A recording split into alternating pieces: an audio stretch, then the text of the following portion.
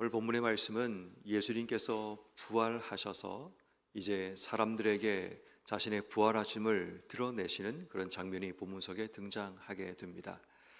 다시 한번 부활을 경험하지 못한 자와 부활을 경험한 자의 확연한 차이가 본문 속에 드러남을 보게 됩니다.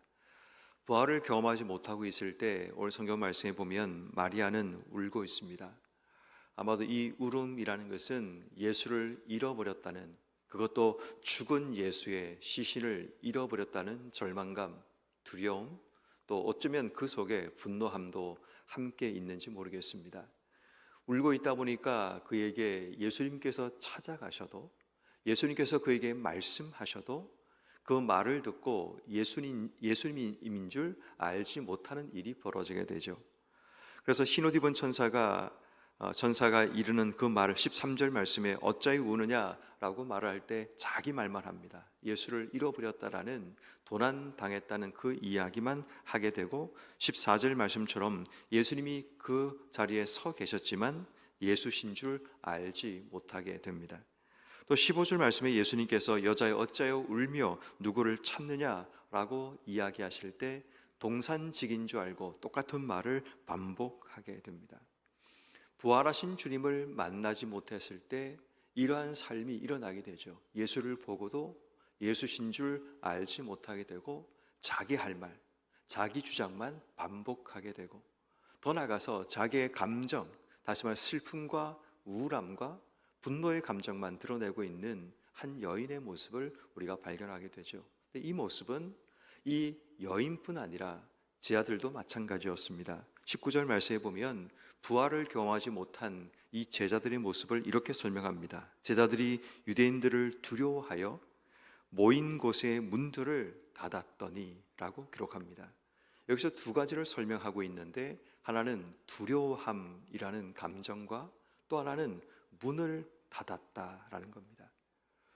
아마도 부활을 경험하지 못한 자들은 두려움 속에 빠져 있기 때문에 문을 닫고 은폐된 장소에 있다라고 볼 수가 있고, 또 다른 의미로 보면 그들의 마음의 문을 닫았다라고 볼 수도 있습니다.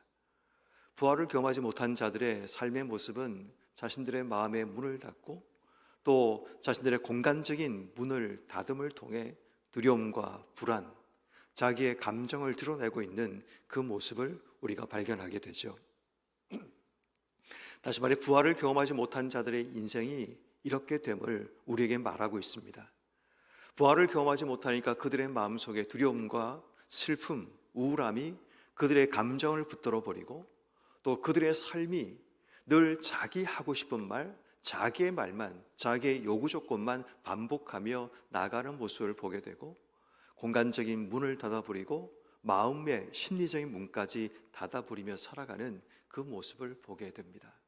자, 그때 예수님께서 그들에게 자신을 드러내시는 모습을 보게 되죠. 마리아에게는 16절 말씀처럼 마리아야 라는 그 부르심 한마디에 마리아가 예수신 줄 알게 되는 것을 보게 됩니다.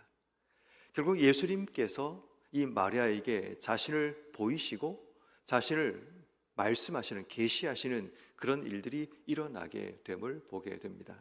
이 모습은 똑같습니다. 19절 이하의 말씀에 보면 예수님께서 그들 가운데 또다시 나타나셔서 보이십니다. 2절 말씀에 보이십니다. 손과 옆구리를 보이시고 또 그로 인해서 제자들에게 주의 말씀을 듣게 됩니다. 결국 부활을 경험한다는 것은 주님께서 보이시고 주님께서 하신 말씀을 그들이 듣게 되는 것, 이것이 그들의 삶의 부활을 경험하는 사건입니다.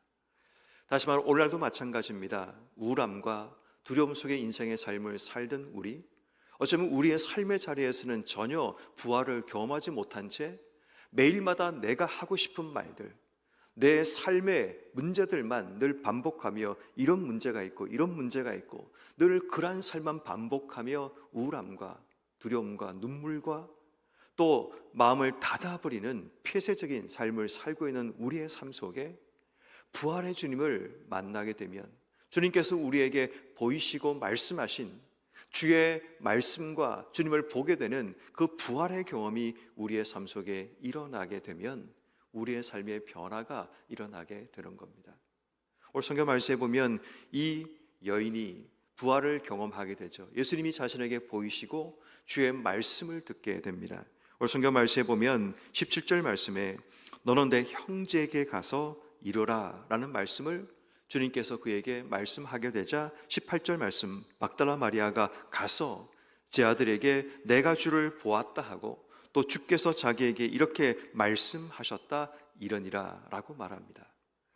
주님께서 이제 그에게 가라고 말씀하셨고 또 가라고 말씀하신 곳에 이르렀던 이 마리아가 자신이 보았고 들었던 이야기를 전함을 통해 부활의 증인의 삶을 살아가게 됩니다.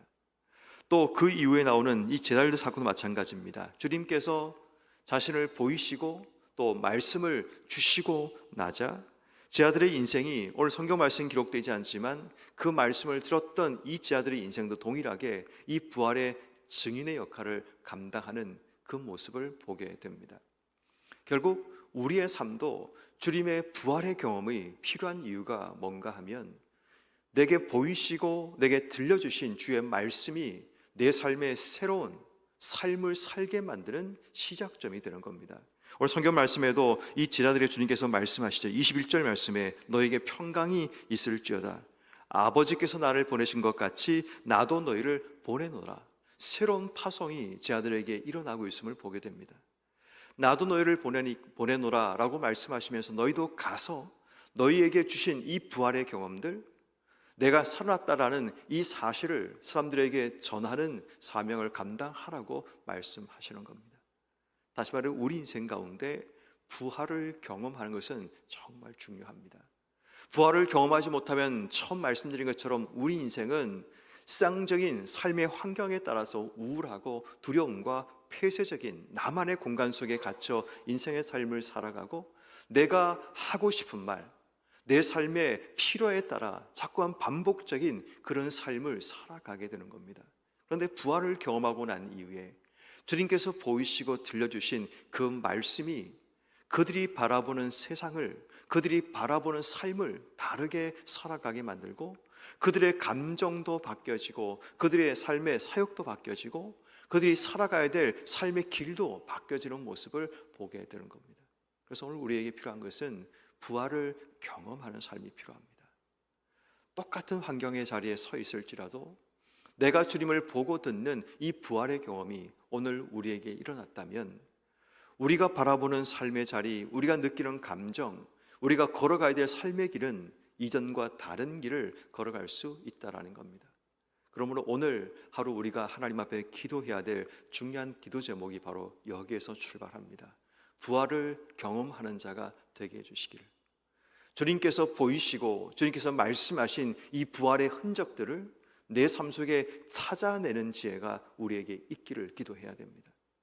여전히 삶은 우울합니다. 여전히 삶은 절망적일 수 있습니다. 여전히 삶은 잃어버린 것처럼 보이는 그 삶을 살아갈 수 있습니다. 그렇지만 우리 인생의 상실과 실패처럼 보이는 그 삶의 현장 가운데 주님의 부활의 흔적을 찾아내고 이 부활을 경험할 수만 있다면 우린 이전과 다른 삶의 모습을 살아가게 되죠. 그 첫 번째 반응이 뭐냐면 감정의 변화가 일어납니다. 그전까지 마리아는 울고 슬퍼하고 어쩌면 괴로운 절망적인 얼굴의 모습을 보였던 이 마리아의 모습, 어쩌면 제자들은 두려움과 폐쇄적인 공간 안에서 매일마다 불안과 두려움 속의 인생의 삶을 살고 있던 이 제자들의 모습도 동일합니다. 그런데 그들의 감정이 바뀌어지죠. 20절 말씀에 손과 옆구리를 보이시고 제자들이 다 주를 보고 기뻐하더라. 결국 그들의 감정이 두려움과 불안, 슬픔과 우울함의 감정이 기쁨과 확신 가운데 바뀌어지는 그 모습을 보게 됩니다. 두려움과 절망 속에 있으면 주님께서 가라고 하신 곳에 갈 수도 없고 확신과 기쁨으로 그 사실을 전할 수도 없습니다. 그렇지만 마리아도 성경 말하고 있지 않지만 그의 감정의 변화가 일어났다는 사실을 우리가 보게 되는 겁니다. 그러므로 오늘 이 부활의 흔적을 가진 자, 부활을 경험한 자답게 우리 속에 있던 불안과 두려움이 사라지고 내 속에 우울함과 슬픔이 밀려가고 기쁨과 감사와 소망이 넘치는 우리의 삶이 되게 해주시기를 기도하는 것, 이것이 오늘 우리가 첫 번째 기도해야 될 내용입니다. 그런데 부활을 경험하지 못하면 여전히 우리의 삶을 붙들고 있는 삶의 감정은 우울함과 두려움과 불안일 겁니다. 그러므로 우리는 오늘 하루 내가 부활을 경험한 자인지, 아니 부활의 흔적을 가지고 있는 자인지 아닌가를 우리 확인할 수 있습니다. 그러므로 오늘 이 새벽에 우리가 기도하고 선포해야 될 중요한 한 가지, 부활의 흔적을 가진 자, 주님께서 부활하신 사실을 보고 들은 우리라면 오늘 내 감정을 주님께서 청소해 주시기를 기도하셔야 됩니다. 내 속의 불안과 두려움과 우울함을 밀어내 주시고 청소해 주시고 다시 한번 부활의 감격과 은혜, 기쁨을 회복할 수 있는 우리의 삶이 되게 해주시기를 기도하는 것, 이것이 오늘 우리가 첫 번째 하나님께 기도해야 될 부분입니다. 두 번째, 우리가 부활의 흔적을 가지고 부활을 경험한 자라면 오늘 우리에게 주신 사명은 부활의 사명을 회복하는 삶이 필요합니다. 주님께서 우리에게, 부활을 경험한 우리에게 나도 너희를 보내노라 라고 말씀하십니다. 그러니까 다시 말해 부활을 경험한 우리가 가야 될 곳이 있음을 이야기합니다.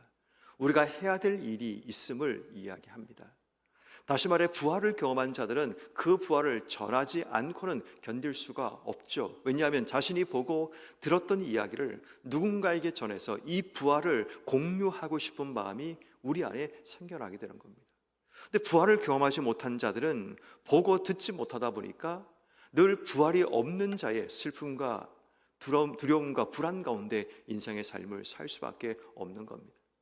이들은 누가 전하라고 한 것이 아니라 그들이 보았던 사실을 전할 수밖에 없는 삶이 시작될 수밖에 없는 겁니다.